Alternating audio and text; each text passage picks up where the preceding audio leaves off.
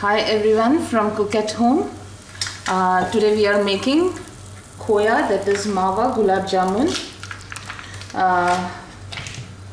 For that, first I'll start making the sugar syrup. The measurement for the khoya, that is, I have this packet which is say about 341 grams. So of one packet I have 4 of them, so that comes to roughly about 1 kg and over and above that a little bit. So for that I'll add 1, 2, 3 cups of water, and I will let the water heat and then add the sugar. Once the water starts heating up, I will add the sugar. In the meantime, what I will do is I will cut open the khoya from the packet, and this is the chopper that I have, and this is the grating attachment. I'll grate all the khoya and ready it, and then we will move further. So now what shall we do? We'll wait for the water to heat up.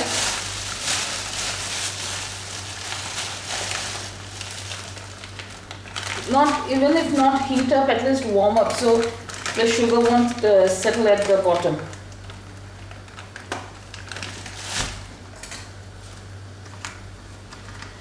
So now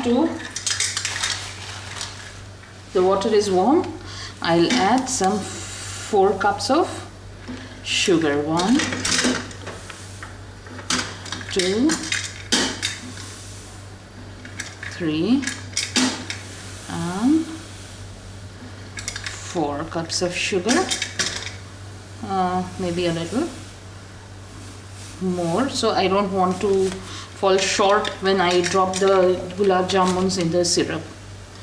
I'll add 1 more cup of water and then wait for the sugar to dissolve, and then once the sugar is dissolved and it's boiling a little bit, what I will do is I'll check with my fingers if it's getting a 1 thread in my finger.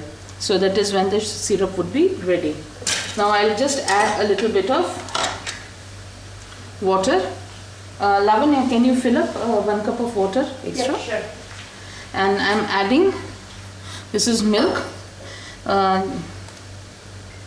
some half a cup of milk I'm adding. Why am I adding the milk? I'm adding the milk because it will help to bring out the impurities of the sugar from while it's boiling.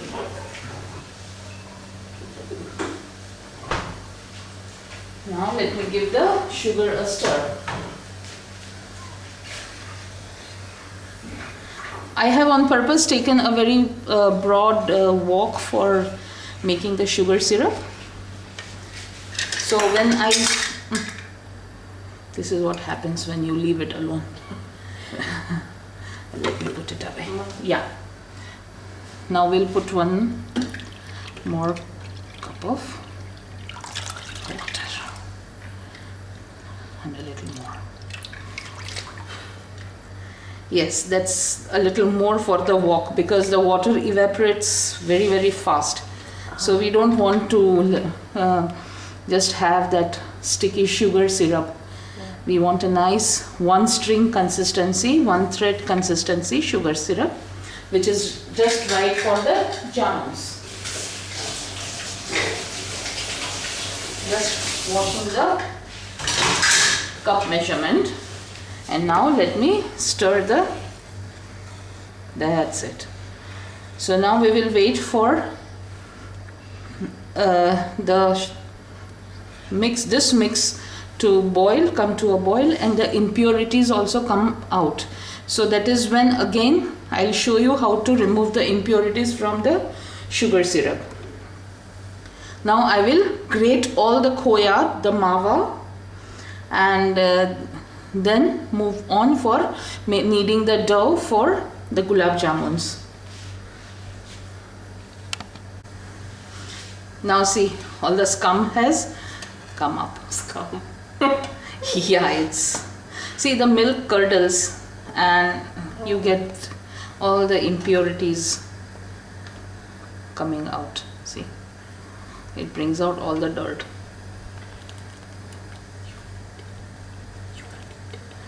This you can't eat it, no.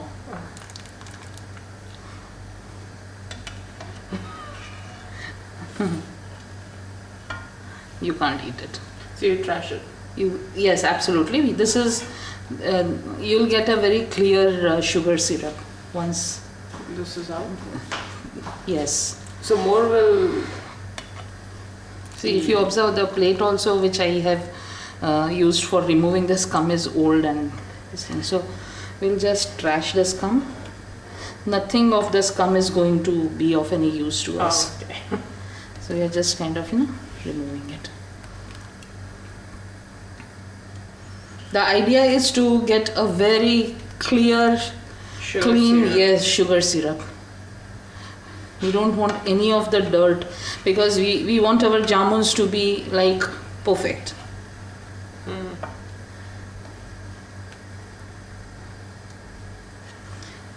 There is a similar dumpling recipe out here which I have seen in the Arab world. But I believe they use eggs in that. Whereas here in Asia, be it from Bangladesh or Pakistan or India, we all have a common ingredient that we use to prepare these delicious jamuns, that is the khoya. Now what is khoya? Khoya is a product of milk. When you keep on boiling milk till the water content evaporates, and what you get is this hard, rock solid stuff. But this is all that ready-made things we get out here. But in our own mother countries, we get the freshly prepared khoya in the sweet shops. You can make it at home. I was about to ask Yes, that. you can definitely make it at home, but it's a very, very patience demanding and a time consuming process. So normally what people do, Lavanya, is that they purchase the khoya from the mithai shops, that is the sweet shops, and they use that. And rest of the legwork is to be done at home. And now, Legwork. yes, it's a lot of, it's, jamuns actually, if you see the scum keeps on coming up, we'll have to keep on removing the scum till the sugar syrup turns out to be really, really clear. So we still now wait for another layer to form and then again remove that second layer. So is the sugar syrup supposed to be transparent? Yes, very much. After that we will add saffron strands and powdered green cardamom. So that will make this very fragrant. Now the difference between the Western sweets and the Indian or the Asian sweets is, be it, as I said, the Pakistani or a Bangladeshi or an Indian, we all add cardamom, saffron to flavor and make it aromatic. At the same time, saffron, cardamom, dry fruits like pistachio, almonds, everything has their own value. Say like cardamom helps you to subside your nausea, indigestion, and saffron also is a good digestive, skin color enhancer. It's a very yes. Some sweets also require cloves in them as to Yes, flavor. for the shira we do add cloves, and sometimes even soon we are going to document our very Gujarati sweet called lapshi, which has many other spices besides cardamom. Now you see I took out another Batch. batch of scum. So again we will again come back to once we are clear, the syrup is clear, we will again come back to the sugar syrup. It's still not ready. See, there is no strand formation. It's still watery. So we will wait for the strand to form and the syrup to clear all the scum and get transparent. That is when we will add the other spice. See, now if you observe, this is ready. Can you pass me the spatula? And the scum that was, this is the scum. Now after the sugar syrup, from the sugar syrup when I removed the scum, I once strained it and again put it back in the wok. And to that I added some 2 nice healthy pinches of saffron and some 8 to 10 green cardamom. I peeled the green covers and took the black grains and powdered them nicely, and this is what it looks like.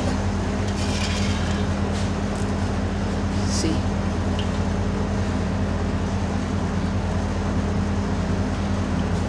Now what I have done is, see,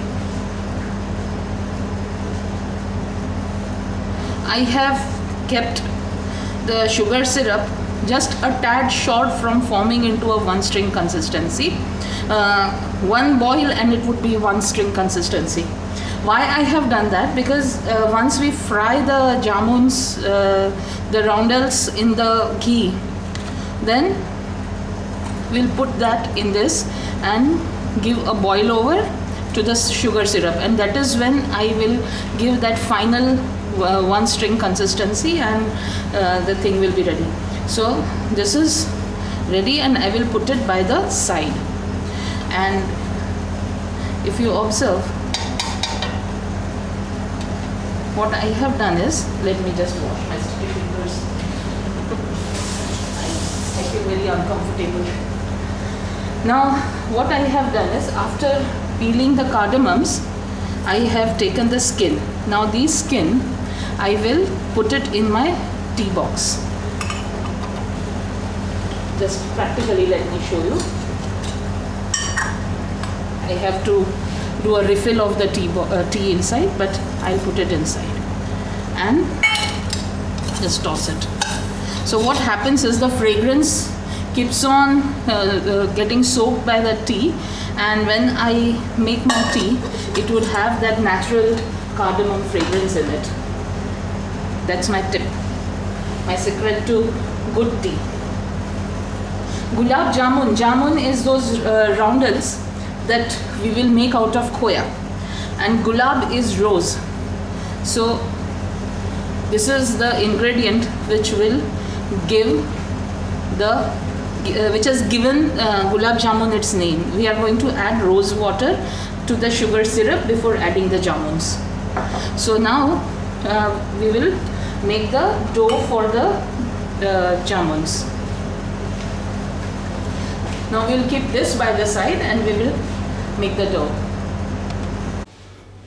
Now I have grated the khoya, the mawa, and see, the problem with these ingredients not being the local ones is you get all the store-bought and frozen stuff. So this khoya also is frozen. The cottage cheese that I have added is also the frozen variety, because we can't make it at home here in the Gulf. So everything I have grated. Now if the khoya is of a very good quality and fresh, it will be nice and moist, just the same way as when you grate the cheddar cheese or any of the cheese, and how moist does it appear. It is the same moistness that is found in the khoya also. Now to that, what I have done is, if you see, I have added a couple of strands of saffron, say a nice huge 3 pinches of saffron, and this is cottage cheese that I have grated and added to the khoya.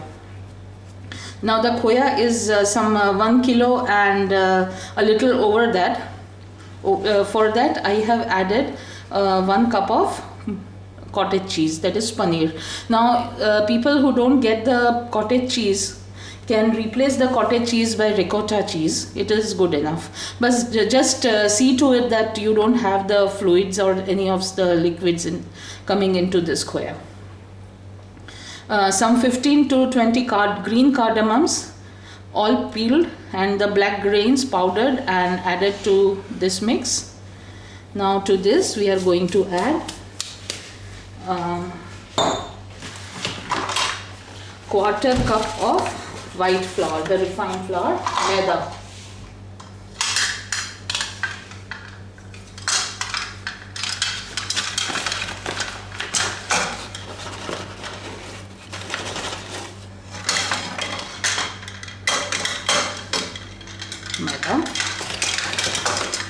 I am a person more of a visual consistency, because I do say 1/4 cup and then I feel no, I need to add some more, then I go ahead and add it.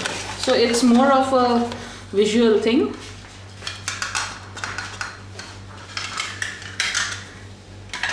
Now what I will do is add a little bit of soda bicarb, but that has to be with the back of the spoon. Just little bit, otherwise what would happen is the dough will disintegrate when we fry. Now we are going to mix all of it.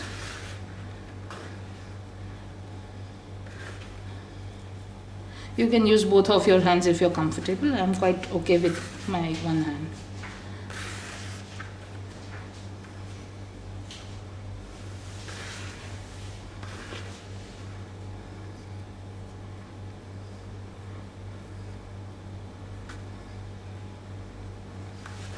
To this, if you don't want to add white flour, that is maida, you can add semolina, rava. Now to this, I'll add some 1/4 cup of milk.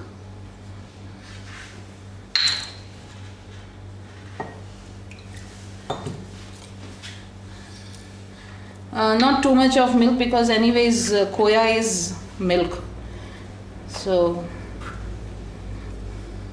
but do take care to peel the green cardamom. Please don't add the skins along with, otherwise when you chew and when the sweet is so good, those skins kind of spoil the beauty of the preparation. Now to this also I am going to add, Lavanya, can you open the rose water bottle? No, sure.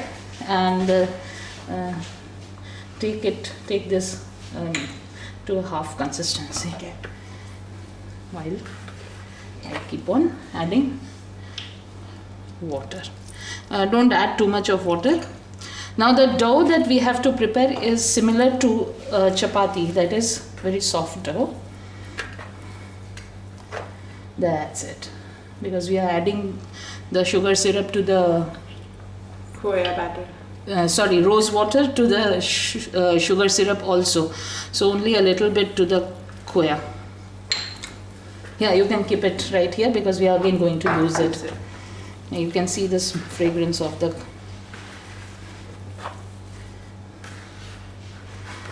see. Now some more. I can smell not only the khoya but the cardamom and also the saffron and what else? Paneer. No, the rose water. I can. You can smell. paneer Yes, also. yes, of course, because they all have that milky smell to it. Yeah. So they are going to release their fragrance once you start kneading them. rose water is very subtle. Very subtle, and the ones that we have is that cold pressed organic version, so it's even more fine. Yeah.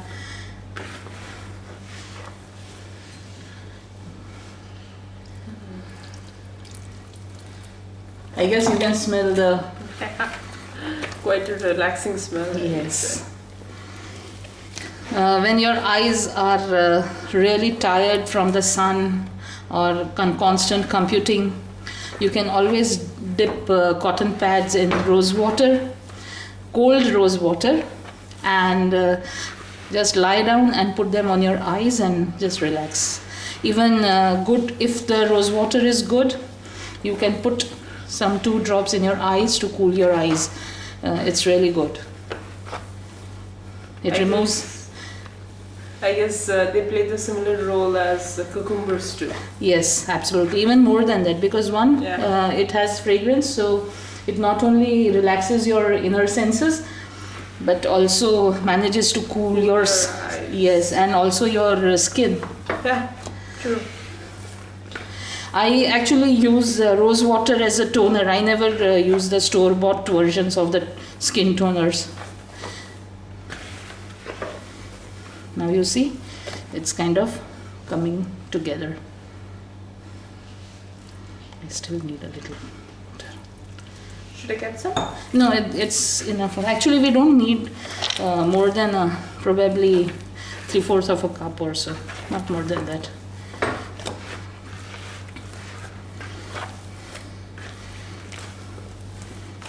I normally avoid making these kind of sweets because here in the Gulf we hardly get khoya. So we have to resort to making it from milk powder, bread, I mean all those dirty shortcut versions which are just not Gulab Jamuns. They don't taste the same. Yeah, but there's a French store here and I managed to get the Nanak brand khoya here. So I just picked it up and just said I'll make something from this.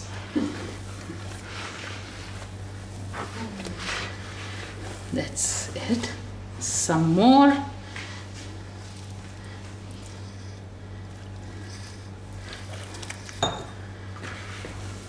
It smells heavenly. Yes, it does.